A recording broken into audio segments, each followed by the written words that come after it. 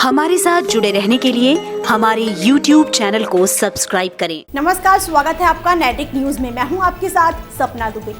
गांव हो या शहर या फिर पूरा राज्य, एक समस्या जो पीछा नहीं छोड़ रहा वो है बच्चियों और महिलाओं की सुरक्षा। इस समस्या को खत्म करने के लिए सरकार और प्रशासन हर तरह से प्रयास कर रही है और इस बारे में एक के बाद एक नियम बनाए जा रहे हैं। इसी के तहत गाजियाबाद प्रशासन ने छात्राओं की सुरक्षा के लिए एक बड़ा कदम उठाया है, जिससे कि छात्रा अपने आप को सुरक्षित महसूस कर पाएं। अब गाजियाबाद के सरकारी स्कूलों में पिंक पेटियां लगाए जाने का फैसला लिया गया है, जिसकी शुरुआत 1 जुलाई से कर दी गई है। अब आप सोच रहे होंगे कि आखिर ये पिंक पेटियों के जरिए छात्रों की सुरक्षा कैसे हो सकेगी। दरअसल इस पिंक पेटी में स्कूली छात्राएं बेधड़क अपना नाम जाहिर किए बिना मंचलों के खिलाफ अपनी शिकायत पत्र डाल सकेंगी। जिले में 1 जुलाई से एंटी रोमियो स्क्वाड की टीमें सड़कों पर सुरक्षा व्यवस्था को बढ़ाते हुए मंचलों पर कड़ी नजर रखेंगी। पूरे जिला में 16 टीमें स्कूल, कॉलेज और मार्केट एरिया में निगरानी करेंगी। स्कूलों में पिंक लेटर बॉक्स लगाए जाने के अलावा शनिवार को हुई मीटिंग में और भी कई बातों पर विचार किया गया।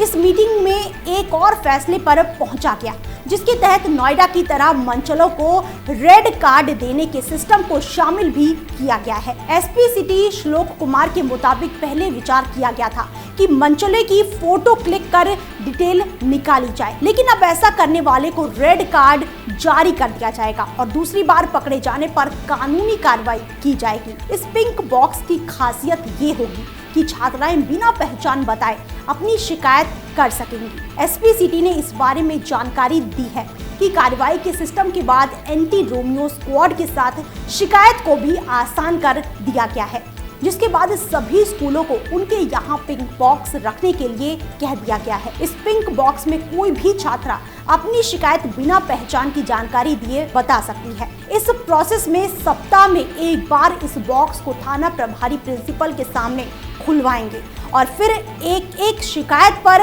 एक्शन लिया जाएगा। ऐसे मामलों में पुलिस खुद ही कार्रवाई करेगी। इसके साथ ही शिकायतकर्ता की पहचान भी गोपनीय रखी जाएगी। जानकारी दे दें कि एंटी रोमियो स्क्वाड को पहले से ज्यादा महिला पुलिसकर्मियों के साथ तैयार किया जा रहा है और रेड जैकेट के साथ इस बार टीम को क्या करना है और क्या नहीं करना है, इसकी पूरी ट्रेनिंग दी गई है।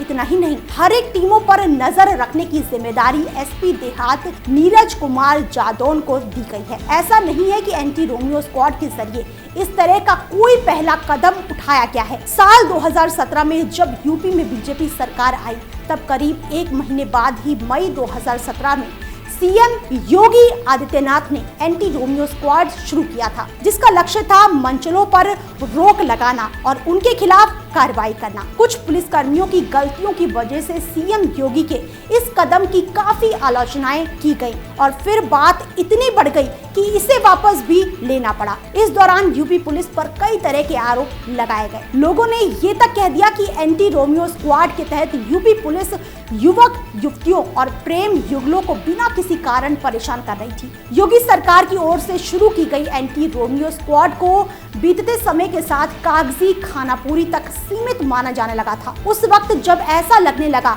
कि ये स्क्वाड ढीला पड़ता जा रहा है, तो उस वक्त भी नए सिरे से इसे व्यवस्थित करते हुए और मजबूती देने की कोशिश की गई थी। इसके लिए डीजीपी मुख्यालय एक योजना के तहत ग्रामीण क्षेत्रों में शहरों को चिन्हित करने के अलावा शराब ठेकों के आसपास लगने वाले जमावड़ों पर भी स्क्वाड के द्वारा निगाहें रखनी शुरू कर दी थी। जानकारी दे दें कि बीजेपी ने साल 2017 के विधानसभा चुनाव के तहत जो घोषणा पत्र जारी किया था, उसमें प्रमुख रूप से एंटी रोमियो स्क्वाड बनाने का वादा किया था और जब सरकार बनी तो वादे के तहत थाने स्तर पर एंटी रोमियो दल का गठन किया गया। इस गठन के बाद कार्रवाई भी शुरू कर दी गई, लेकिन सगे भाई बहन और पति पत्नी तक को इस स्क्वाड की जद लिया जाने लगा। फिर इसमें समय समय पर बदलाव किया जाने लगा, अलग अलग गाइडलाइन जारी की जाने लगी। इतना ही नहीं, इस स्क्वाड को महिला पावर लाइन 1090 में प्रशिक्षण भी दिया जाने लगा था। डीजीपी मुख्यालय में इस बात का दावा भी किया गया था कि साल 2017 में 12.5 लाख व्यक्तियों को सचेत किया जा चुका है। 2068 एफआईआर दर्ज किए गए और 3540 लोगों के खिलाफ वैधानिक कार्रवाई की गई। इसके अलावा ये भी दावा किया गया कि इस दौरान पूरे प्रदेश में करीब 10 लाख जगहों पर 27.6 लाख लोगों को चेक किया गया है। अब जब साल 2018 है और पूरे प्रदेश में महिलाओं और छात्राओं को सुरक्षा का मामला एक बार फिर से चर्चा का विषय बना हुआ है और ये पिंक पेटियों के जरिए शिकायत दर्ज कराने के जैसे फैसले लिए जा रहे हैं, तो ऐसी स्थिति में एक उम्मीद तो की ही जा सकती है कि अब मंचलों पर पहले से ज्यादा नकेल कसी जाएगी और छात्र कुछ ज्यादा सुरक्षित हो पाएंगे। फिलहाल इतना ही।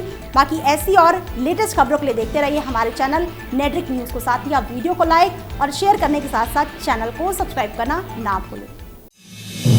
आप देख रहे हैं नेट्रिक न्यूज, साहस सच कहने का।